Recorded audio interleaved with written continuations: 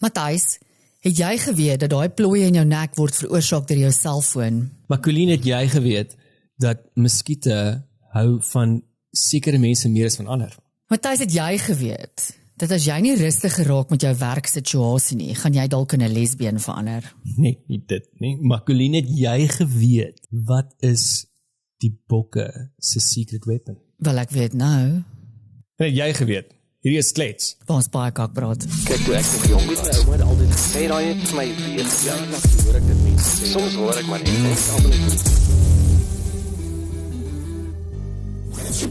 Vars uit die Kaap, hier is Colleen terug. Hallo Matthys. Colleen. Kaap het my uitgespoeg, Gespoek. Opgekou en uitgespoeg. Ja, maar dit was heerlik. Ek voel soos 'n nuwe mens. Jy lyk soos 'n nuwe mens. Ek voel vir die eerste keer ek is moeg vakansie gehou. Hoe die fuck gebeur dit? Dus ek is nou energized genoeg to take this and go ahead with it. Nou, mens kom seker op 'n stadium waar dit so 'n bietjie, waar jy 'n bietjie gatvol is, né? So, hierdie vakansie was eintlik die mooiste balans tussen alles. Dus ek was nie gatvol nie. Ja.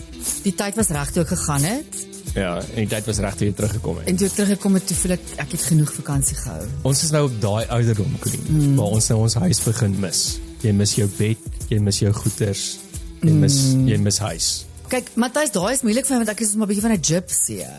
So dit vat 'n hele ruk vir my voor ek die huis begin mis. Okay. Solank ek net heeltyd lekker travel, dan is ek okay. So die Kaap afgesluit met 'n baie opwindende gebeurtenis.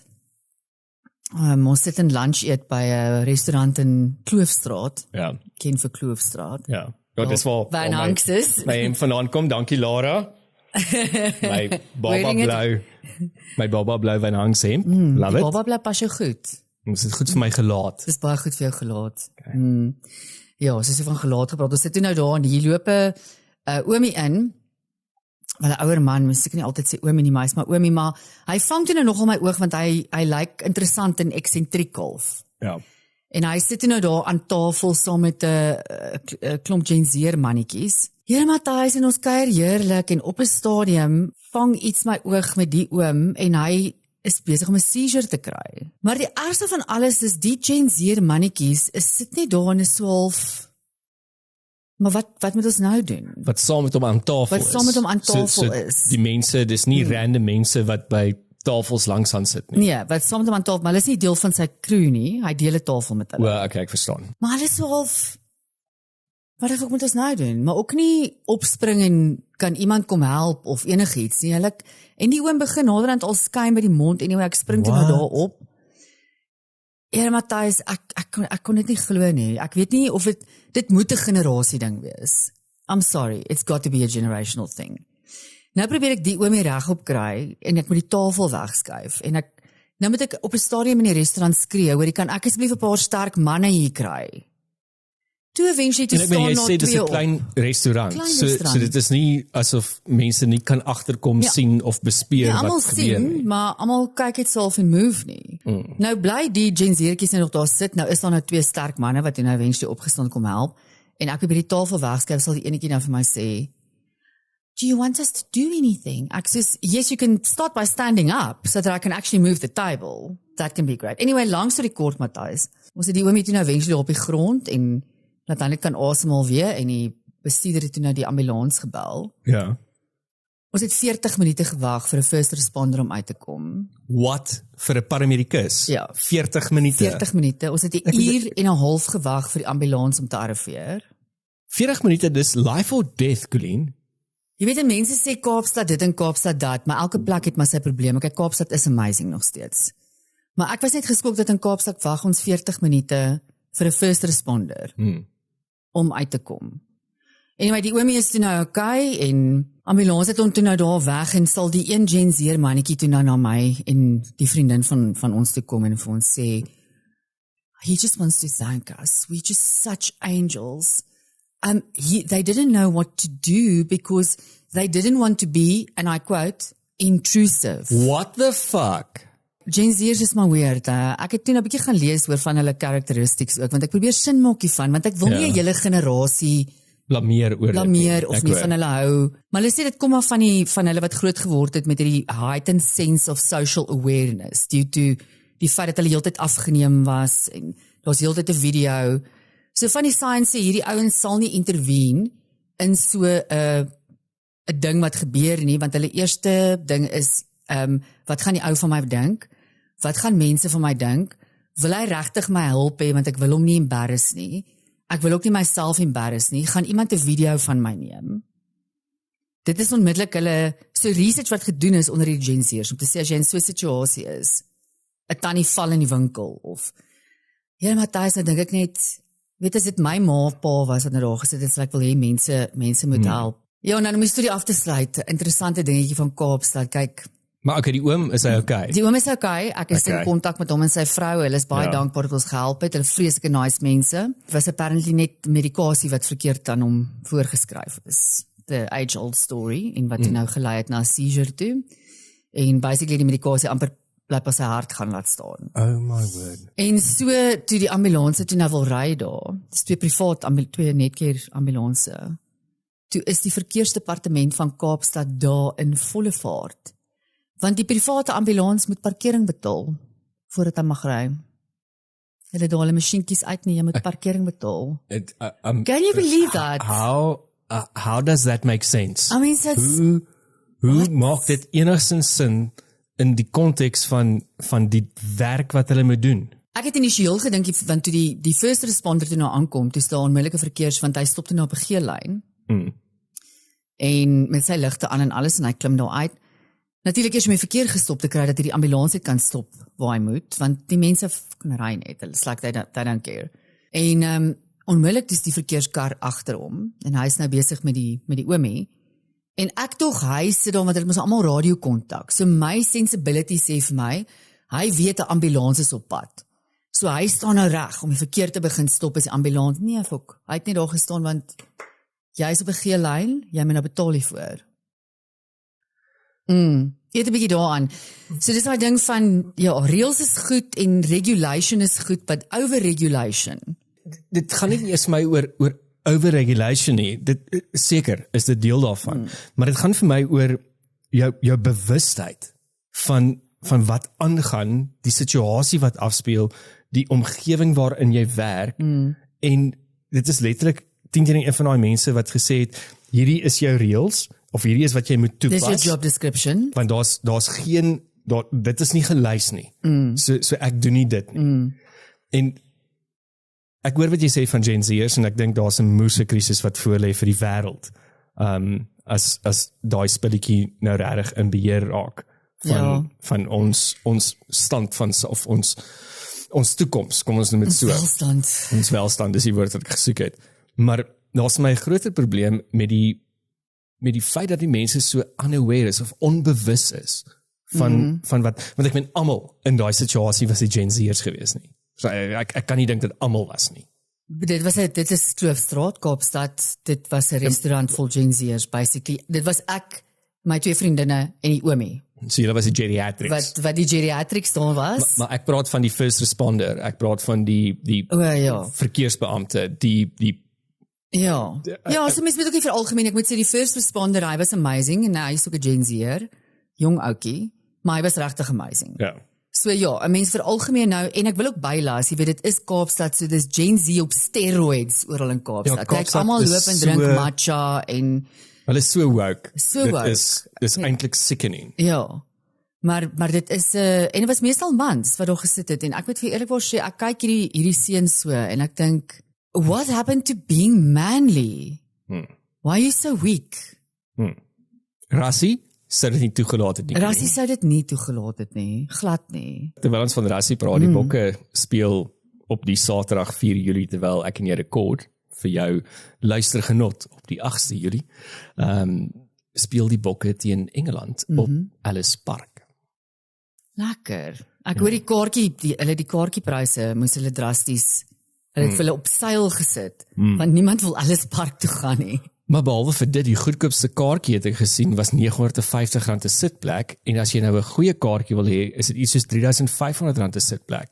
In vandag se Cyril economy wie kan dit in any case bekostig en dan moet jy nog jou lewe waag as jy Ellis Park toe gaan. It just doesn't make sense. It doesn't make sense. Ja, ek weet nie of hulle maar Ellis Park gaan doen nie, maar hulle moet daar intervene, maar miskien is dan die Zille oorvat. Dan gaan Ellis Park ook weer 'n nuwe lewe kry. Maar ek het gelees wat is die bokke se secret weapon. O ja. Oor daar's natuurlik mos nou 'n klomp bespiegeling in die oploop van hierdie toernooi wat nou gebeur met die hane wat hier is en die rugby wat voorlê of die rugby seisoen wat voorlê. Is dit die hane of die rose? Rose, sorry. Ja, die Franse is die hane. Ja, die Britte is die rose. Oor wat is die bokke se secret weapon? So die bokke se secret weapon, kan jy dink wat dit moontlik is, wat hulle eet. Kom ek maak dit makliker. Wat hulle eet net voordat hulle op die wedren, op die veld hardloop. Op die wedren klim. Op die veld hardloop. Hier Matthys, kyk jou kennis van rugby verstom my nou al hoe meer en meer, nee. Wat hulle eet, so dit niks uit te waai met hulle soos hulle bomb squad of hulle wat hulle Mopani wurm? Nee. 'n elandlewer. Hulle eet die troefkaart van COVID inperkings. 'n Piesangbrood. 'n Piesangbrood. Ek wou nou eers sê Woolies hoender. Die veelbesproke piesangbrood. Kyk, in COVID het almal mos 'n piesangbrood gebak. 'n Piesangbrood gebak en hulle het 'n pineappelbier gemaak. Dit was omtrent waar COVID bestaan het. So piesangbrood is apparently hulle 'n secret weapon. So hulle voordat hulle nou obviously na die stadion toe gaan, het hulle klaar hulle meal prep en het al geëet wat hulle moet eet en wat hulle kan eet. En dan is dit apparently piesangbrood wat beskikbaar is. En die rede daarvoor is as gevolg van die potassium en die energie wat in piesangs is, dit verteer glo baie vinnig en maklik. En dit is hulle keuse. So ek actually en nie net 'n gewone piesang nie. Dit moet 'n piesangbrood wees. Ja, maar ons is mos nou Suid-Afrikaans. Suid-Afrikaners. Hoekom gaan ons net 'n piesang eet as ons 'n piesangbrood kan eet? So die resep wat apparently gebruik word is 1,5 koppie self-raising flour, 1 koppie bruin suiker, 'n halwe koppie plain yoghurt, 'n halwe koppie olie, natuurlike olie soos botter, gesmel, en dan 3 ryp piesangs gesmash en dan 2 eiers. Dit is dan nou die ingredients en dan bak jy dit op 180 grade. So is dit iets wat hulle nog altyd gedoen het. Dis hulle ding. Dis hulle thing. Dis hulle secret weapon. So dit was nogal vir my interessant geweest. Maar ander interessanthede is mense wat apparently wat Empire State uitklim, sê jy? Ja, daar was 'n paar internet sensasies hierdie week gewees. Wel wat sterk op my newsfeed was. Ek weet nie hoekom ek sien jy sê jy het niks van dit op jou newsfeed gesien nie. Ja, so is 'n couple in New York, Angela Nicolau en Ivan Kuznetsov van Rusland. Ek kan net sê met so van. So hulle is vernaam as hulle noem hulle self rooftoppers. Hulle is daredevils. So hulle gaan oral in die wêreld dan klim hulle hierdie hoogste van die rooftoppers plekke uit, ja. Anyway, hulle het toe nou gegaan hierdie week en hulle die Empire State Building gaan uitklim, maar reg tot bo by daai torentjie wat hy. But why? Maar okay. Because they're daredevils, that's what they do. Die probleem is hulle het nie toestemming gehad om dit te doen nie. So hulle het basies ingesneek tot op 'n plek waar die publiek welkom is en toe verder ingebreek. Klink vir my soos russe daai, ja. Nie vreeslike safety measures of iets gevat nie. So daar was nie regtig jy weet veiligheidsharnasse of iets nie. Die twee het bloots geklim. So ek weet daar was nie eers daai doeke en polisie aan die onderkant vir as hulle val. Daar was niks. Was eventually toe hulle bo kom toe waai hulle 'n huge vlag. Ja. Wat toe nou sê when the power of love beats the love of power, the world knows peace. Okay, that's quite profound. Ja, dit het nou gemaak vir 'n klomp incredible foto's, want toe hulle nou daar bo opgemerk is, toe hulle nou obviously helikopters en goed gaan opstuur om nou om hierdie twee te vlieg en so 'n incredible foto's wat van die twee geneem is. Ek meen those are photos, talk about influencer photos. Ek dink that is the ultimate photo. Ek en jy was op die top of the Empire State Building en die fucking helikopters het ons afgeneem. En toe nou in dieselfde oomblik toe Ivan toe nou vir Angela gevra om te trou. Cute. Hulle het toe nou wel ongelukkig afgekom en hulle eerste verlovingsaand in die tronk spandeer, want hulle is hier gearresteer. Okay, that's also Ja. quite romantic. En natuurlik In dan dieselfde sel of in aparte sel? nee, hulle is in aparte selle gesit. Arme goedjies. Hulle was dalk iemand anders se bitch daai aan, nie mekaar se nie. But I guess die ultimate verloving en die ultimate influence moment en natuurlik was daar baie brands wat dit toe nou wat ek sien die nuwe term is trend jacking. Ja. Wat dit getrend jack het en dan jy het dit nou obviously gesien nie. Ek het 'n klomp van dit gekry op my newsfeed waar almal baie Suid-Afrikaanse brands sowel as internasionale brands het nou die foto gaan obviously bietjie change met AI en hulle eie vlag. Hulle eie slogan op hulle vlag gaan sit. So byvoorbeeld die company Canva het gesê you could have made this bigger with Canva. Ek het dit gemis, ek het dalk 'n bietjie hard gewerk die week. Ja, ek het hierdie eintlik nou nogal gister op die lughawe, weet op die lughawe wat mense maar eintlik veel om te doen nie. Behalwe drink. Ja, behalwe drink, as jy tyd het, wat moet ek sê op Kaapstad Internasionale Lughawe om deur daai sekuriteit te kom. Kaapstad Internasionale Lughawe was nog altyd vir my van die begin af maak net nie sin nie. Dinge werk net nie daar soos wat dit moet werk nie. Dit is 'n terrible lughawe. Absoluut terrible.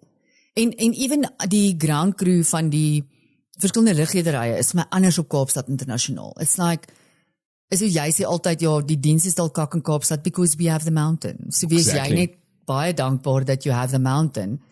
Die res Wees jy net baie dankbaar dat jy in die Kaap is. ja. Jy hoef niks Ja. jy moet niks verder expect nie. Ja, so ek meen almal is net so treurig en hulle is op absolute slow-go. En so ook deur sekuriteit. Dit is 'n nagmerrie om deur daai sekuriteit te kom en dit meng in met 'n mens se airport drinking time. Dit's totaal onaanvaarbaar. Wel, iets wat ook binnekort gaan inmeng met ons drinking time is die demerit system, wat natuurlik 1 Julie in daar werking gaan my getree lewe het breek. in Suid-Afrika. So daar is 'n klomp nuwe dinge wat nou op die einde deel raak van die demerit system. Dis nie meer dat ons net gaan boetes kry nie. Ons gaan nou ook moet begin betaal met ons lisensie se punte as ons dan nou begin boetes kry. So van die goeders wat daar is dat as jy in 120 km/h op die highway byvoorbeeld ry, so tussen 131, want jy kry altyd mos daai 10 km grasie. Ja. So tussen 131 km en 135 km gaan jy net 'n R500 fine kry. Maar sodra jy na 136 tot 140, so dit werk alles in 5 km increments dan is dit 1 demerit point met R1,000 fine. Dis nogal vir my excessive. Dan die volgende ene 141 to 145, 2 demeritpunte, R1,500. So elkeen klim dan nou elke 5 km increment klim met 'n demerit point en met 'n addisionele R500. So dit is vir die 120 km en dieselfde geld vir 60 km. So van 71 af is dit dalk R500 en dan so aan. Hoeveel punte het ek om te verloor? Jy het 15 demeritpunte. O, jemmel, ek moet mooi ry. Stadiger ry. Ek ry baie mooi. Ek ry regtig baie mooi, maar ek kan nogal vinnig ry as ek wil. Ja, ons weet mos jy ry baie mooi. Jy sê dit vir ons gedurig. So daar is Such a good driver. Daar is allerhande ander goeders en reëls oor hoe dit werk, want jy kan, as jy 'n sekere hoeveelheid jou demeritpunte en iets gebeur weer, dan vat hulle jou lisensie weg, en dan iets vir 6 maande, en as dit dan weer gebeur, dan verloor jy jou lisensie heeltemal. Of jy kan ook, jy het soveel demeritpunte, maar dan doen jy iets en dan verlaag jou demeritpunte weer. Maar ek dink ons moet eers met 'n kenner praat oor die intricacies hier is my van baie dit, belangrike want inligting, Matthys. Dit is nogal vir my crucial ook. Ja, ek wil regtig nie my lisensie verloor nie. Is daar enige inligting daar wat jy het oor existing fines? Gaan dit 'n impak hê op jou punte? Dit kon ek nie agterkom nie, want so by so het jy en so by so het ek ook. En ek het existing fines van 3 karre terug. So dit Ja, dit kan interessant wees oor hoe hulle met dit gaan deel. So ek kon nie agterkom dat daar enigstens retrospektief teruggewerk gaan word oor jou bestaande So ons kan dit van aanhou fines. ignoreer. Dit is wat my gevoel is, maar dis hoekom ek sê ek dink ons gaan ek het iemand nou eendag op sosiale media opgespoor wat nogal in the know is van hierdie hele aardie goeters en ook wat jou regte is, want dit is een van my ander groot dinge vir my is dat ons weet nou dit is 'n demerit system en ons weet nou jy kan soveel punte aftrek en jy kry soveel boete, maar wat is my regte in daai moment? Want daar is 'n klomp goeters wat ek dink ons as Suid-Afrikaanse burgers of padgebruikers nie noodwendig weet wat mag gebeur en wat nie mag gebeur nie. En veral omdat ons in so bloody lawless country bly, is dit uiters belangrik dat ons moet weet wat is die reëls en regulasies en wat is wet en orde. Ja. Want ons kan dit nie verwag van ons polisie of verkeersbeamptes om to follow Ja, maar die ding the is, letter of jy's the law baie maal nie. so op die agtervoet, want jy's so vulnerable in daai oomblik, as hulle jou aftrek en hulle sê, okay, nee, jy skuld R3,000 in fines, en jy moet dit nou vir ons gee, anders sluit ons jou toe. Ek weet, daar was baie uit op die nuus gewees, dat hulle kan jou nie toesluit vir dit nie. Ja. En jy hoef ook Daai nie daai stel fine daar. net daar en dan te betaal nie. Ja. Laat my nou dink aan daai oomie het 'n paar weke terug, ek weet nie of jy dit gesien het nie, hulle het sy drywer afgetrek, en toe het hulle 'n R2,000 braai by die drywer gevat, en die oomie het toe nou net besluit, vandag is die dag, volk dit. En hy toe nou hierdie verkeersbeamptes toe gery, waar hulle nou hierdie roadblokke wat ewer gehad het, en hy het daar te kere gegaan, en 'n video geneem en vir daai girltjie verkeersbeampte gesê, jy het my geld gesteel, ek soek my geld terug, jy is 'n skelm, en ek gaan vir jou op social media sit. Anyways, het die geldjie uitgehaal en vir hom teruggegee, op daai video. Hulle almal mooi afgehou, almal skatter so, toe hulle almal begin konfronteer, maar daai oomie het daai dag besluit. Give that man a bell. This is it. Ek Cheers, vergeet nou Wim. sy naam, maar hy is 'n legend. Ja. My oor. Ja, mens moet dis die ding. Dit het ook vir my meer vorendag gekom in die afgelope week na die 1 Julie marches wat gebeur het in Suid-Afrika, March en March. 30ste Junie, sorry ja. En hoe dit afgespeel het, en eintlik kan 'n mens seker sê dat dit was meer vreedsaam as wat ek persoonlik verwag het. Die nadraai van die eerste, tweede, derde was nie noodwendig altyd so vreedsaam gewees nie. Daar's 'n hele paar insidente wat eintlik 'n rising is wat gebeur het. Maar dit wys jy net weer vir ons dat ons as die Suid-Afrikaanse burger en publiek neem eintlik op die stadium reg in eie hande. Want jy kan dit nie anders te oorlaat aan die polisie of aan die regering. Maar ek weet nie hoeveel privaat sekuriteit wat hulle net op die 30ste Junie moes inkry. Is klaar vir jou 'n weerspieëling van hoe swak dit eintlik gaan. As mens aan dink, ek raak net so bedonderd, want dan dink jy aan hoeveel belasting betaal jy. En daai goed moet eintlik gecover word. Ons moet veilig gehou word. Daar moet na ons gekyk word. Dis julle job, dis hoekom ons vir julle belasting betaal. Julle is daar om ons belastinggeld op 'n verantwoordelike manier te bestee om na ons te kyk. En dit werk nie. Jy weet, as jy 'n diens bestel by iemand en hulle daag nie op nie, dan betaal jy hulle nie. En ons sien dit in hierdie land net, ons moet net oor en oor, ons sien dit baie vir mekaar, oor en oor betaal. Ek ry nou op pad hiernatoe, was ek nou die eerste keer weer in 2 weke af by die famous Winnie Madikizela Mandela Drive. Daar werk nie hin verkeerslig nie. Dis elke tweede dag, dan maak hulle net die verkeersligte reg en dan is dit weer uit vir 2 weke. Daai is 'n diens waarvoor my belastinggeld betaal, is dat daai verkeersligte moet werk. Dis hoekom hulle daar is. Dit is nie net nog versierings nie.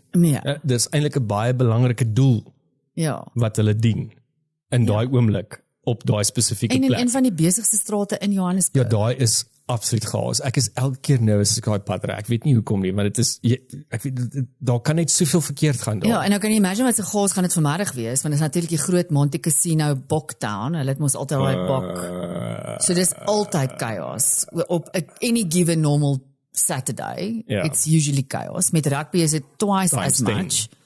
En nou sit jy met 'n hele Winnie Mandela Drive wat se verkeersligte nie werk nie. 'n Ander ding wat my uitgestaan het van die afgelope week is dat dit wys vir ons baie duidelik dat die regering het heeltemal beleer verloor oor die land. En eintlik hoe insignificant hulle is. Ja. Want al wat die regering kon gesê het is om te sê dat dit moet vreedsaam wees. Wet en orde moet geskied. Maar verder het hulle niks gedoen nie, behalwe ons belasting. Ons belasting spandeer, ja. En hulle is nou wel besig om 'n klomp van die onwettige immigrante te repatriate en wat. Maar dit moes lanklaal gebeur, Matthys, daai 600 miljoen wat hulle spandeer het aan sekuriteit vir die 30ste. Imagine ons het daai 600 miljoen op 'n produktiewe manier aangewend op border control. in die afgelope hoeveel jaar. Ja, want ek meen die krokodille is dik geëet.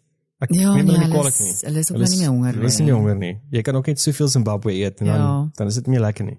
Ja, nee, ek meen ek sien 'n ander measure wat hulle nou in plek sê wat hulle ook sê dit gaan help met border control. En ek dink nie hierdie is onredelik nie. Ek dink in elke land wanneer mense ingaan kry mos maar daai vormpie op die vliegtuig wat jy moet invul om te ek het lanklaas op enige internasionale vlug so 'n vormpie gekry, maar ek onthou 'n paar jaar terug het altyd so 'n vormpie uitgedeel en dan moet jy nou sê wat wil jy declare, Ja. Ja, so SARS het nou opgekom met customs pre-declaration system van die 1 Julie af. So dis nou al in werking. So ek sal nou love om te hoor van mense wat nou al internasionaal getravel het van die 1 Julie af hoe verloop hierdie.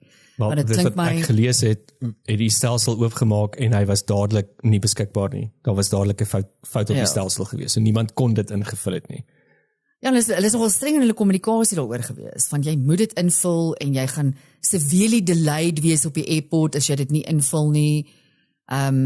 So, en ek weet nie, selfs kinders, dit moet vir kinders ook ingevul Ja, word. Ek verstaan nie dit dis regtig. belaglik. Ek meen en hoe oud? Ek meen as ek met 'n 6 weke, 8 weke oue baba sit, Ja. moet die baba dit ook invul? Baba moet nou declare of hy 'n Rolex gekoop het.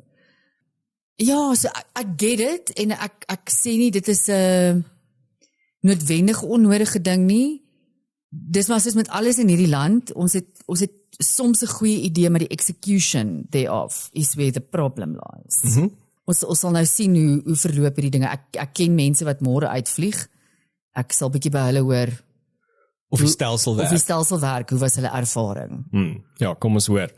Terwyl ons nou praat van stelsels en sisteme, het jy iets gesê van die devices so selfone, hoe dit ja. actually ons liggame verander. En ek daar's mos al lankal hierdie teorieë oor 5G en die COVID vaccine en almal gaan ontplof, maar daar's actually nou is daar nou bewyse dat Ja, so devices jou verander. ja, hier is 'n artikel wat ek opgekom het op BBC se futures kategorie daar, wat hulle kyk na actual fisiologiese veranderinge wat besig is om ons liggame te gebeur as gevolg van hierdie devices wat ons heeltyd op is.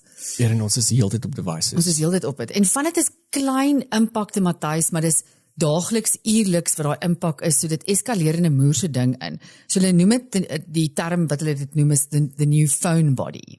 Ja. Okay. So een van die negatiewe goed wat met 'n mens gebeur is deformed spines. So hulle sê dat die feit dat jy die hele tyd jou kop af het, 'n forward head posture, nê, kan tot en met 27 kg se drukking op jou nek sit. Ek meen ek moet sê ek het ongelooflik slegte postuur. Want jy slouch die hele tyd, jy kyk vir 'n rekenaar, Ja. jy kyk vir 'n foon. Ek weet daai ding is ek weet what is the human head way? Ehm Gaan jy vir ons daar search? ja, ek gaan search. Omdat ons dit konstant doen, kan dit 27 kg se pressure konstant op jou nek sit. Ja, die human head apparently is tussen 4.5 en 5.5 kilogram. Ja, so dis significant load wat jou nek moet dra. So dit kan lei tot damage in jou discs, degenerated joints and muscles en kan even jou lung capacity verminder. Ook omdat jy seker nou maar So jy het terwyl ek nou lekker trek van die sigaret van. Ja. Want Kom ons maak my daai is longe nie oop. sleg vir jou nie. Ja. Jou selfoon is baie erger. Dan 'n baie interessante ene wat hulle praat van neck wrinkles and irritated skin. So as jy dink aan die normale mens, het jy al gesien baie mense het krekels hier aan die agterkant van hulle nek, Ja. nê? Natuurlike krekels. Want dit is hoe jy design is om dis te reg. loop. Voel Maar dit mense begin dit nou hier, begin hulle permanente rinkels kry op 'n baie jonger ouderdom. En dan die ander probleem is, dit veroorsaak allerlei velkondisies. Ja, kan jy dink, ek meen soos ekseem en sulke goeders want dit is smetterig.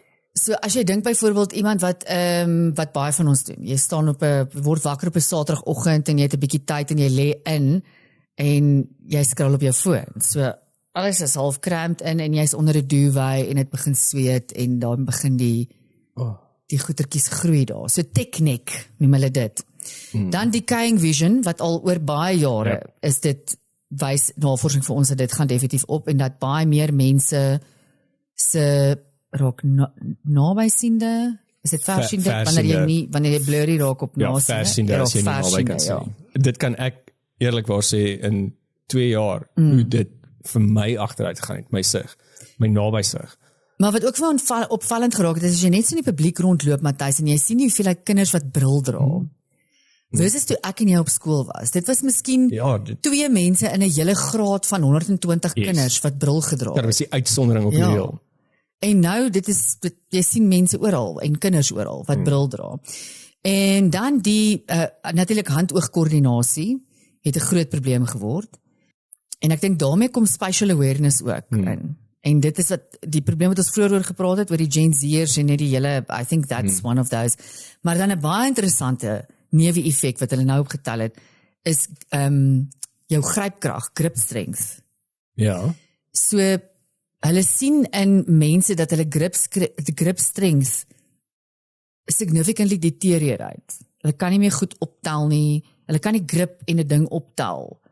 Hulle hande het baie weaker geword. En dis seker maar as gevolg van die posisie wat jy want ek het seker ons gesê my duim voel asof hy nie meer lekker wil werk. Ja, so dit is as gevolg van hoe ons besig is met ons hande die hele tyd, in die manier soos jy nou sê met jou duim of whatever, maar ook omdat ons nie meer in fisiese aktiwiteite deelneem nie. Ons tel niks meer op nie. Ons hang nie meer ons eie gordyne op nie. Ons styfsog. Ek kan dit nou sê nie, help my. Stofsuig. Nie meer ons eie huise of jy weet daar is nie meer die Gen Z kan my nie help om die oomie op te tel nie, byvoorbeeld. He doesn't know how to use his muscles. Maar nou 'n ander indikasie van dit wat hulle nou in baie van die scientific journals oorskryf, is dat jou grip strength op enige given ouderdom het nou 'n definitiewe indikator geword van jou life expectancy. En hoe swakker jou grip strength is, kan hulle of is 'n goeie predictor van bad life expectancy. So that's quite interesting. That's fascinating. En as jy gaan dink daaraan, grip nog goed. Kyk ons grip nog goed, ja. En jou duim is een van die belangrikste instrumente as dit kom by grip. Want sonder 'n duim kan jy nie, het jy nie grip nie. Dis soos jou klein toentjie, wat een van die belangrikste is vir balans. Ja. As jy nie 'n klein toentjie het nie, moer jy om. Ja, as jy ooit wonder hoe belangrik jou klein toentjie is, gaan breek hom. En dan sal jy uitvind. Dis excruciating. So ja, dis nou in addition tot al die ander goed wat ons nou weet al, van die blue light en whatever, maar ja, amazing hoe ons liggame begin evolve, in die rigting van die tipe goed wat ons osself mee besig hou, maar nie noodwendig evolve in 'n positiewe rigting nie. We're not getting stronger, we're not getting fitter, we're not necessarily going to live longer. En ek moet vir jou seker ek het die afgelope ruk ook net besef, ek is eintlik so gatvol vir tegnologie. It is really going to be the end of me, and I think the end of all of us. Ek het 'n weird ondervinding gehad ook met dit, toe ek nou op hierdie trip in die Kaap was, letterlik die dag wat ek gearriveer het, ek het vergeet om my Garmin horlosie te charge. Ja. En ek het nie die charger saamgevat nie. En toevallig soos die engele het wou hê, was ek was op vakansie met baie mense, maar niemand het 'n Garmin gedra nie. So ek kon nêrens so basically die tweede dag op my vakansie, dis my Garmin pap. Toe haal ek hom af en sit hom nou maar in 'n tas. Which is also sometimes a very good thing, as dit kom by vakansie, want dit is een van die ander goeders vir my ook met die smartwatches. Al sit jy jou cellfoon af, of een kant op silent, jy is nog die heeltyd connected. Jy is heeltyd connected. So, 'n paar van die goed wat ek wel myself geobserveer het, is eerstens die klein bietjie anxiety, wat ek onmiddellik gevoel het, toe ek besef, fuck, jy het nie 'n charger nie in jou horlosie, is nou pap, en jy is nog vir 10 dae hier. Om doen maar gebare. Die ander ding is die gewoontevorminge behavior, die heeltyd kyk, my foon sal daar lê, en hy sal piep, en ek sal onmiddellik kyk op my arm, hoekom piep hy, en dan besef jy het nie 'n horlosie aan nie. En toe begin ek eventually die positiewe effekte van dit ervaar. Ek het begin track of time verloor. Ek het so agtergeraak op my WhatsApps, ek het soveel missed calls van mense gehad, wat regtig nie my lewe gebreek het nie. Toe ek weer by die foon, hulle sinne nie. Toe ek weer by die foon uitkom, toe ek almal se oproepe gereturn en die WhatsApps geantwoord wat ek wou. En it was as simple as that. Dit gaan terug oor wat is die doel, hoekom mense dra? Want doen ons regtig nog iets omdat dit vir ons goed is, of doen ons dit actually net vir die reward? Ons doen dit vir die reward. As ek nie 'n discovery punt gaan kry nie, dan gaan ek dit nie doen. So ja. Ek weet nie of jy ooit issues met muskiete het nie. Ek nogal nie, muskiete is nie vreeslik mal vir my nie. Regtig? Ja, mense om my sal moer toe gebyt word en hulle los my uit. Ja, nee, hulle is ek weet nie, ongelooflik lief vir my. raar. Hulle reik vir my uit of sien vir my op 'n manier. En nou die dag, toe ek besig in die huis en ek skuif 'n klomp skilderye en hang dit op ander maniere. En toe ek een van die skilderye afhaal, toe staan soos 3 muskiete wat agter die skildery soos Sit en chill. Dan sê ek sit, bro, dis winter. Wat doen julle hier? Maar dit het ek Hoekom? nogal opgemerk, die laaste 2 winters. Ons het nooit in die winter muskiete gehad nie. En dis maar- dit is 'n bietjie warmer as wat dit dalk was. Ja, definitief in Gauteng, jy kry nou muskiete in die winter. Ja, want sover ek verstaan het, is dit muskiete se somerding. Ek het nooit 'n muskiet in Noorwe gesien nie, byvoorbeeld so. Ja, dit klink vir my dan fantasties, want ek haat 'n muskiet. Dis daai ding ook van as hulle so begin. So Ek wil ek net so as jy in die slaap raak. Maar daar's onlangs 'n navorsing uit oor hoekom sekere muskiete of hoekom muskiete sekere mense van hou en nie.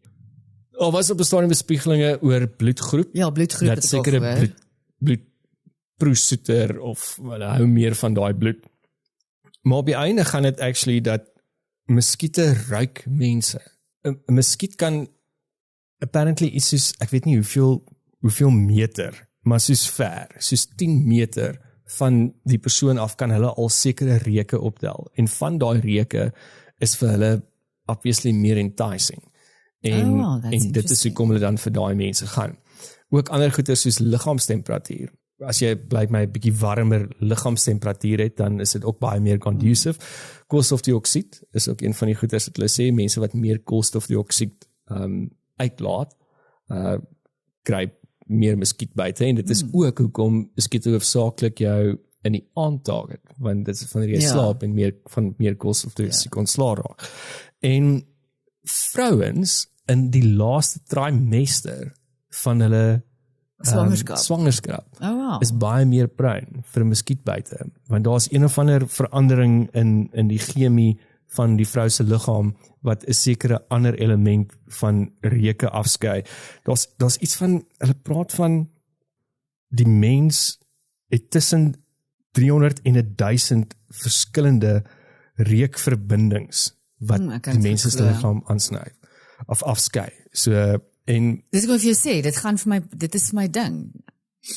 As ek jou ruik, kan ek sê of ek van jou gaan hou of nie. ja, en kyk as jy En dit stink, gaan nie oor of jy gaan dit nie Dolce werk. Gabbana aan het of niks nie. Dit is Ja. it's a human smell. So om terug te kom aan die muskiete, Matthys, so dit nou eintlik doen nou nie veel te maak met hoeveel knoffel jy eet of gin jy drink nie. Want kyk, as nou ou stories, jy Mosambiek toe gaan, moet jy nou net gin en tonic drink van die of is eintlik die tonic water wat Tonic hulle water. sê die muskiete wegjaag. Of Maar- as jy baie knoffel eet, dan by die muskiete jou nie. Maar apparently as jy bier drink, so bier maak dit meer aantreklik vir okay. muskiete. So daar's 'n studie gedoen onlangs, en hulle sê dat bier oor die algemeen jou liggaamstemperatuur verhoog as jy baie bier drink, en ook meer koolstofdioksied laat afskei. Maar is dit maar nie so vir enige alkohol nie? Hulle het apparently na 'n klomp alkohol gekyk en bier is die ene wat die meeste uitstaan. So ek is oor die algemeen nie regtig 'n groot bierfan nie. Ek kan nie onthou, dalk ek kan op my 200 talle kere wat ek jou al gesien 'n bier drink het. Maar as ek lus is vir 'n bier, is hy vir my lekker. Dan is dit gewoonlik 'n warm dag of jy's iewers waar dit net sin maak om 'n bier te drink. Ek het 'n paar rituele met bier. Ja, So een, as ek soos DIY in die huis doen, as jy gespyker of geboor het. as ek gespyker of geboor het, dan voel ek so butch, nê. Dan moet ek 'n bier drink. Ja. nê. So saam met my trippie Builders Warehouse toe, om al my spykers te gaan koop, dan op pad terug gaan stop ek by die liquor city. Praat nou van 'n muskiet, Matthys, dis nou wragtig. Ag nee, regtig. Dis 'n muggie. O, Dan is die tweede stop by die liquor shop ja. vir 'n 6-pack Stella. Dis maar hoe butch ek gaan. Ja. Ja, okay. Dit as ek het darm dit lanklaas gedoen. As ek moet huis trek, dan is bier 'n cooler baggie met koue bier is essensieel. En Ek dink dis wanneer ek laas bier getrek het, ook daai fucking yskas waar jou derde vloer moes opgedra het. Dis laas Ek nadat het ek vir bier julle gedrink bier het. gekoop. Ja, jy het vir ons bier gekoop. Ja, so ek dink seker maar as ek boodskappers doen, dan hou ek van 'n bier. Bier laat my net ongelooflik baie piepie ook. Ek weet dit Die ander ding van breek bier my is siel. dit maak my instantly dronk. Wat is Dis dit? ek nie besig met 'n aktiwiteit nie, maar as ek Ja, by 'n bar okay. sit en ek drink 'n bier. O nee, ek kan dit glad nie doen nie. Party mense kan soos 12 biere drink in 'n dag en fine wees. Nee, gee vir my 2 en ek is baie dronker as op 2 bottels wyn. Ja, dis nie my poison daai nie. So as jy 'n bierdrinkertjie is, dan hou muskiete meer van jou. So ja, ek dink niemand anders wil jou steek as daar baie bier That te gedrink is might nie. So gelukkig gaan 'n muskiet jou steek. Terwyl ons praat van muskiete en allerlei vreemde goeters, daar's 'n vrou wat 'n parasiet, hoeveel parasiete? Die was Het jy my gesê? hektiek. 38. Ja. So hierdie vrou is 'n joernalis en sy het 3 maande in Indië spandeer in 2007. En teruggekom en sy was fine, niks weird het met haar. Sy het geen Delhi belly of enigiets in haar tyd in Indië gehad nie. Sy skryf ook, sy het eventually dokumentêre oor gaan maak. Sy het weggebly van sekere kosse af in Indië as one does. Ja, jy drink hierdie water nie. Streng reels, you stick to it, you'll be fine. So die vrou is nou terug van haar 3 maande in Indië af en 3 jaar later in 2010 gaan sy toe na badkamer toe in 'n restaurant en ontdek toe nou 'n meterlange tapeworm wat uit haar uitkom, né? Sy beskryf hierdie tapeworm, sy sê it looked absolutely disgusting, like sellotape with little ridges in it, né? Okay, toe is sy toe nou dokter toe, hulle sê van nee, sy is eintlik fine. Daar's niks fout met haar nie, is normal tapeworm, gee vir 'n bietjie deworm, whatever. En so gaan sy toe nou aan en in die maande wat toe nou volg, begin sy met weird goeter sukkel. So sy's konstant naar, sy het vreeslik hoofpyne gehad. Gaan toe nou weer in vir 'n klomp toetse en die dokters ontdek toe nou 38 verskillende tipes parasiete in haar brein. As gevolg van hierdie ding wat sy in hierdie parasiet wat sy in Indië opgetel het. So sy het een parasiet opgetel en toe kry hulle 38 ander. Nee, ek weet nie hoe dit werk nie. Okay. Nee, jy kan daar kan in so bietjie water kan daar miljoene verskillende parasiete bly. So ja, dit is my nogal crazy, nog 'n veer unlocked vir alles jy in Johannesburg bly met die kwaliteit water wat daar is, hou maar jou mond toe. Want ja, parasiete kan jou baie siek maak. Ja, ek meen jy was mal maak. doodsiek geweest na jou tyd in Indië. Ja, ek meen jy was eintlik baie versigtig. Ek was baie versigtig, ja, was daar met een trip Indië toe, was ek baie siek geweest. Maar jy was soos vir 'n hele paar jaar omtrent dieselfde tyd wanneer jy siek was. Ja, dit was die weerste ding. Elke keer omtrent daai tyd as ek reg onthou. Ja, so volgens die dokters toe ek nou terugkom hier, want ek was net soos julle sit my eerder op 'n vliegtuig as in 'n hospitaal in Indië. Just get me on a plane back to South Africa, maar ek was bitter siek geweest. Koors en sweterig en swaan en die kliere onder my arms, dit was die weerste ding, dat my arms, as ek my arms met moeite opgetel het, wat ek nie kon nie, was so seer. Dan kon jy letterlik die klier onder my arms sien soos 'n golfbal wat uitsteek. En toe teruggekom en die dokter het gesê daai tyd, ag dit is 'n bakterieële infeksie en vir my medisyne gegee, maar baie vreemd om te huis vir 'n goeie 5-6 jaar daarna.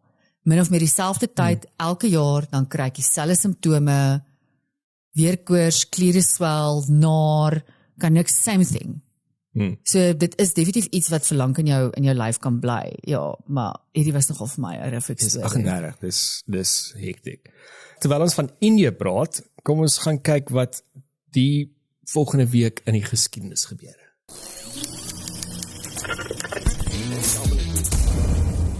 Op 8 Julie verlaat Vasco da Gama Lissabon en bevaar die eerste direkte seeweg na Indië om die Kaap van Goede Hoop.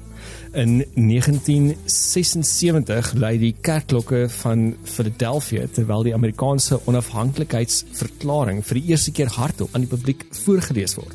Die eerste uitgawe van Wall Street Journal verskyn in 1889. Wow. In 1933 speel die Springbokke hul eerste toetswedstryd teen Australië op Newlands Stadium. Dan in 1994 neem Kim Jong-il die leiersels van Noord-Korea oor na die dood van sy pa. En in 2021 stap Jacob Zuma die gevangenis in en binne ure ontvlam KwaZulu-Natal in die ergste burgerlike onrus sedert die einde van apartheid.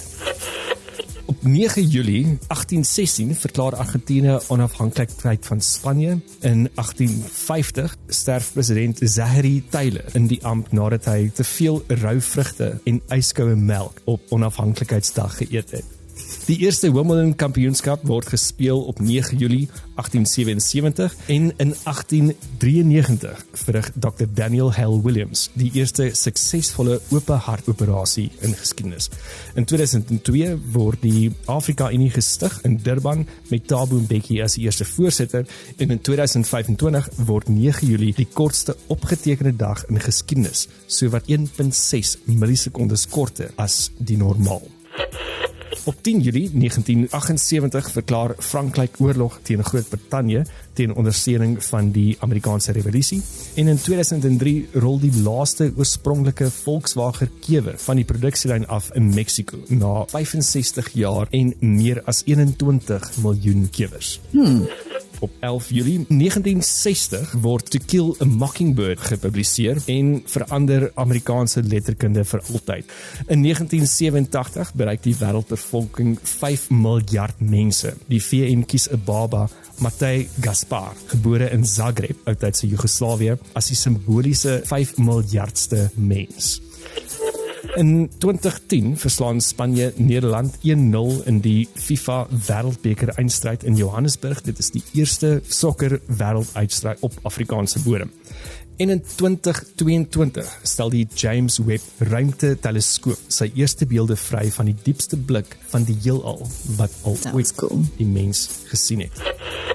Op 12 Julie in 1962 betree 'n groepie jong musikante die Mackay Club en speel hul eerste konsert as Rolling Stones. In 2021 ontplooi die weermagte soldate in Suid-Afrika na KwaZulu-Natal en Gauteng en in Phoenix, noord van Durban, ontvlam rassespanning met meer as 30 sterftes op daai dag. Op 13 Julie 1930 open die eerste FIFA Wêreldbeker in Uruguay. En in 2024 oorleef Donald Trump 'n sluipmoordpoging in Pennsylvania waar 'n koel net sy oor mis. In 1960 word JFK genomineer as die demokratiese presidentskandidaat en in 1977 word New York vir 25 uur in duisternis gedompel deur 'n katastrofiese kragonderbreking. Op 14 Julie 1789 storm Parysenaars die Bastille en sit die Franse Revolusie in 'n nuwe rad. 'n dag wat vandag nog as Bastieldag gevier word reg oor die wêreld en ook in Franshoek. In 1904 sterf Paul Kruger in ballingskap in Switserland sonder om ooit weer sy geliefde Transvaal te sien. En dan in 1960 kom Jane Goodall aan Tanzanië en begin haar lewensveranderende navorsing oor sjimpansees. In 2015 bereik NASA se nuwe Horizon ruimtetuig 'n dwergplaneet Pluto na 'n reis van 9 jaar en 4.8 miljard kilometer. En die week sluit af met 14 Julie 2021. Die finale dodetal van die Junie onrus bereik meer as 300 mense met ekonomiese skade van tussen 15 tot 20 miljard. Dit is die duurste oproer in die wêreld in die afgelope dekade. Die duurste oproer in die wêreld. Wêreldwyd in die afgelope dekade, daai tyd wat ons gehad het. Wow. In 2021. Dankie Zuma en jou dogter. Ek sien hy het onlangs die Guptas gesien in Indië. Ja, was kan jy hand om die believe blaas. it? Ja, ek neem aan hy het 'n bietjie geldjies nodig om sy regskoste te dek. So dis dalk hoekom hy daar. Ek meen die Guptas owe him big time. En sy campaign, sy MK campaign. Ja. Nou, they owe him big time. So ek dink hy het gaan Bietjie pile vleg. gaan die bil insit en te sê, guys, nou het ek julle bietjie nodig. Want ja, lyk my, hulle is ook nou op vrye voet, want hulle is nou weer terug in Indië. Hulle kruip nie meer weg in Dubai nie. Ja, is lekker. Ek het iewers in die week 'n paar politieke analiste se opinies gesien en die kans is baie goed dat KwaZulu-Natal onder die MK vaandel gaan val na hierdie volgende provinsiale verkiesing as jy kyk na al die peilings op die stadium. So that's gonna be interesting. Ja, dis 'n scary thought, want hulle is nie 'n vreeslik georganiseerde party nie. Ek meen niemand weet eintlik wat in die MK party aangaan nie. Hulle beklei elke twee. Weet iemand wat in die ANC aangaan? Okay, ja, true. Weet iemand wat in die DA aangaan? Min of meer, maar nie heeltemal altyd nie. Ja, Cyril weet nou lyk my wat in sy parlement aangaan nadat hy dit gereshuffle het. Het is 'n iPad gekry. Hy het sy iPad gekry, hy het die e-mail gekry van Jordan, en die parlement is nou gereshuffle of sy ministers. Hoorie Matthys, en jy het nou daar genoem in geskiedenis van die week, die eerste Wimbledon. Strawberry and cream, baby. Strawberries and cream, baby. Dis nog iets wat ek regtig eendag in my lewe wil gaan bywoon, is Wimbledon. Maar nuwe trend in Wimbledon is mos nou die nuwe outfits wat deur Naomi Osaka nou begin is. Ek het nou dag Wat dink jy van dit? What the fuck? So hierdie extravagant outfits wat sy dra wanneer sy op die baan kom. Maar julle, as ek nou sê extravagant, as jy het nog nie gesien het nie, gaan doen jouself 'n guns and just see how extravagant is. Die laaste wat ek gesien het sy gelyk asof sy vir prinses Diana met haar troue 'n run for her money kan gee, met daai veil of wat noem jy dit, 'n sleep of wat is die ding wat agter jou aan. Dit is belaglik. Dis absoluut belaglik. Ja, en ek weet van dit is nogal mooi. Ek kyk nou hier na een, ek weet sy is Japanees. Haar laaste outfit wat sy nou gedra het in haar, ek dink is haar laaste match wat sy gehad het. Is a beautiful kind of Japanese kimono. Geisha vibe. Ja. Alles in wit. En natuurlik trek sy dit nou aan voordat sy begin speel, of trek dit nou uit voordat sy begin speel. Maar Dat is die opening statement. kyk, en tennis was nog altyd 'n ding wat hand aan hand geloop het met kleredrag en met fashion. En as jy nou mooi daaroor dink, daar's baie kritiek teenoor Naomi Osaka. Ek het ook baie kritiek teenoor haar, maar vir ander redes. En haar outfits en goed, maar oor al die jare daar was altyd kritiek teenoor tennisspelers, want tennis was altyd tradisioneel hierdie plain wit hempie, broekie of skirtjie, hempie. Al Wimbledon. Vir al Wimbledon. Wimbledon is dit nogal die ding wat nog altyd gehandhaaf is. Ja. Is dat dit was nog altyd professioneel en dit was ordentlik. Ek meen as jy nou gaan kyk na die Australiese Ope en Amerikaanse en die Franse Ope, daar wys net tiete en ek meen daai rokkies is skaars onder die waterlyn. Ek meen daai het in Agassi Andre Agassi hulle se tyd op begin. Ek meen Agassi first of all with his loose long hair. Ja. En toe het hulle begin die kleure inbring waar die branded Nike en Adidas het baie meer kleurvol geraak. En toe is natuurlik Serena en I mean what a bad The sport. Williams sisters. Kan ons net praat oor Serena vir 'n oomblik en hoe sleg sy al gedra op die oomblik. O, rarig. By Wimbledon, so sy het haar sy het, ek weet nie, ek dink is 'n uitspelronde wat sy verloor het teen die 94th seed. Die girl is 19 jaar oud dink ek, of 20 sê. Serena word 45 hierdie jaar. So ek dink persoonlik Serena moes uitgetree toe sy op haar top was. Ek meen is moer so admirable dat sy nog op 45 Wimbledon speel. Alhoewel Wimbledon vir haar vergunning gemaak het, sy het nie regtig gekwalifiseer vir Wimbledon nie. Hulle het haar ingelaat. Dan het sy net soos sy is nou verpletter deur hierdie jong girltjie wat basically wat is dit 25 jaar jonger as jy is. So ek meen dis maar 'n sissie wat teen 'n gogo tennis speel daar. Jy moet haar reaksie sien teenoor die girl na die tyd. Ek meen, kan jy nou dink hierdie girl het groot geword met Serena Williams. Sy was soos one day I want to be like her. Sy het nooit probably eers die idee gehad van one day I want to play against her nie. En hier speel sy nou teen Serena Williams en toe sy nou wen, Serena het haar so pap handjie gegee om te skud en toe verdwyn. Sy het geweier om die perskonferensie te doen na die tyd, nadat Wimbledon haar vergunning gegee het om deel te kom wees van hierdie jaar se toernooi. So hulle kry fines as hulle nie die perskonferensie bywoon nie.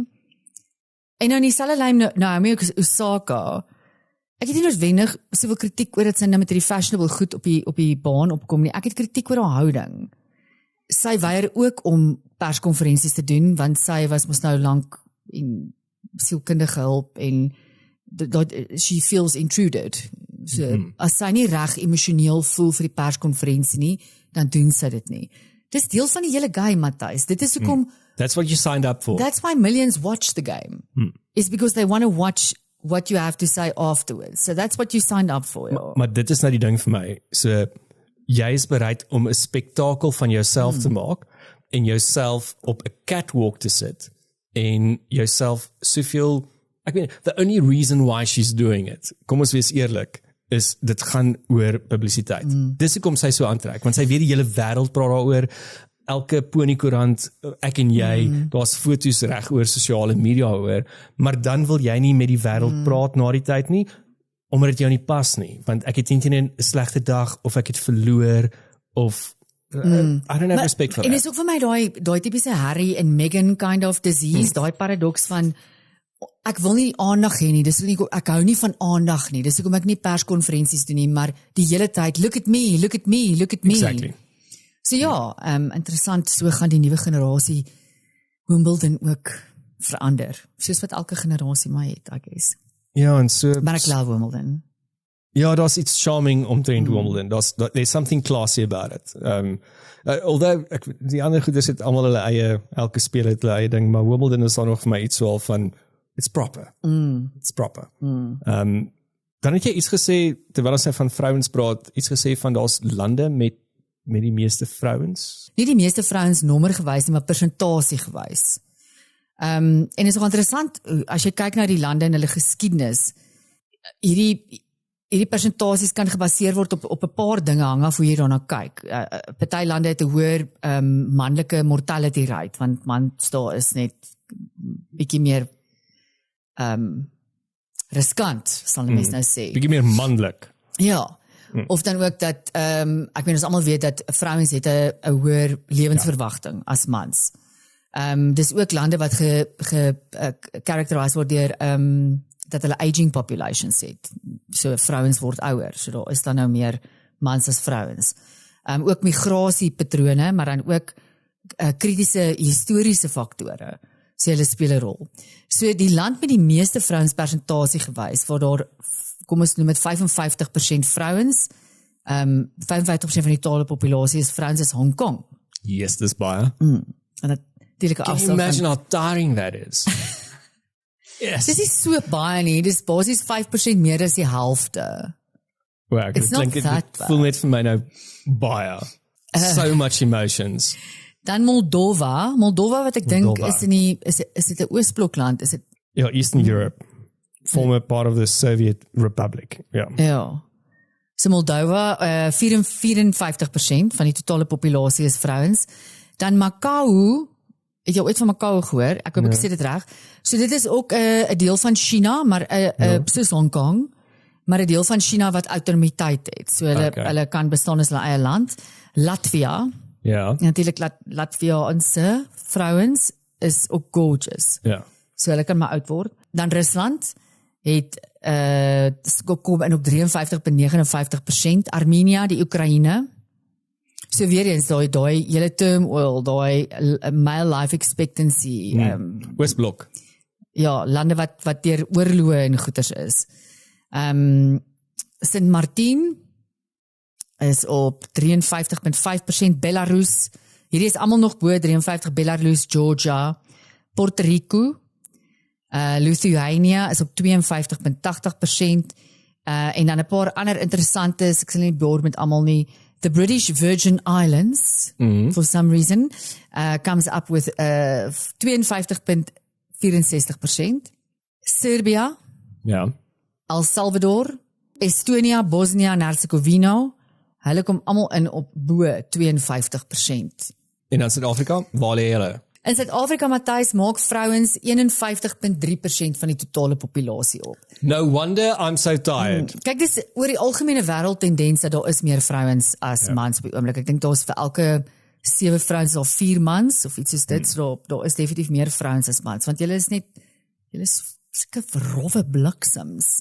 Maar daar's 'n teorie mos daaroor met oorlog wat daar al parallelle getrek is, en om te gaan kyk dat wanneer 'n oorlog uitbreek, dan kyk hulle 'n paar jaar terug, ek dink dit was 20 of 25 jaar, en dan wys dit dat 25 jaar omtrent voor die oorlog, dan is daar baie meer seuns gebore, want dit gaan oor mense met die oorlog veg. En dan net na die oorlog word meer vrouens gebore, want die populasie moet weer aantree. Want ons moet weer iets bou. Ja. En kyk, mans kan mos nou hulle voel in 'n broek los. So as daar meer as een vrou vir jou is, dan gaan jy vir hom insit. Dis mos nou maar wat mans doen. Nie alle mans nie, maar volgens gerigte. Net sê jy maak nou baie kak. Maar ja, dit is maar wat seed and spread. Wat spread and seed? Wat is dat? Ja, spread your seed. Ek weet nie, plant jou graan. Yes. Soy your oats. Oh, this is disgusting. Plant jou graan. Kort ek nou so klein bietjie in my mond. Maar ek het net vinnig gekyk terwyl jy hierdie stats voorlees, want dit sal, ek weet as al soveel vrouens is, beteken dit eintlik dat daar moet mos meer lesbien verhoudings wees of daar moet meer lesbiers wees want ek meen daar's nie Ek seker daar is meer lesbiers as enige tyd in die wêreld want obviously is dit nou meer aanvaarbaar. Ja, maar en, ook in daai want die ratio maak sin dat daar ek meen daar's meer vrouens vir mekaar as wat daar is van vrouens teenoor mans. So wel, ek meen ons ken die eiland Lesbos. ja. Wat net vir lesbiers is en dan Platte Kloof en Lang Kloof die Lang Kloof en die Platte Kloof is vernaam vir hulle lesbiers. en dan Bosmosselbaai. Bosmosselbaai. Ja. Okay. So daar's 'n paar. Ja. Ek het in die week ook gelees dat Finland het ook nou 'n eiland van hulle kus af eksklusief gemaak vir vrouens, nie noodwendig lesbiers nie. Maar vrouens, so mans word nie daar toegelaat nie, want vrouens kan so toe gaan wanneer hulle wil rus en vrede en veiligheid hê. Mans gaan toilet toe. Dis wanneer hulle dit kry. So die lande met die grootste hoeveelheid LGBTQ lesbien vrouens is Australië. Hulle is nie so baie lys Ons nie. het op 'n stadium hierna gekyk. Ek onthou dit nou. Dan Brazil, dan Ja, ek onthou Brazil. België, Kanada, Nederland en dan Spanje. En nie een van daai is op jou lys nie. Ja, want dis nie noodwendig die grootste persentasie vrouens gaan nou die meeste. Hoe bring jy daai korrelasie mekaar uit? Ek wil nou graag weet hoe werk jou kop Hoe nou? dink 'n man? Dis Hoe nou dink 'n eintlik wat jy man wil nou? vra. Hoe Hoe bring dink jy- 'n man nou? So jy dink as so as ek 'n teeparty het net vir vrouens, as ons Ja. 'n partytjie het en ons net vrouens, is jou aanname dan dat daar moet baie lesbians wees? Nee, Colleen. Wel, dis luister. Okay, ek luister. So daar is 'n land waar 55% vroue is. So dit beteken 45% is mans. So dit beteken dat daar is nie vir elke man 'n vrou nie. Daar's meer vrouens as vir al mans is.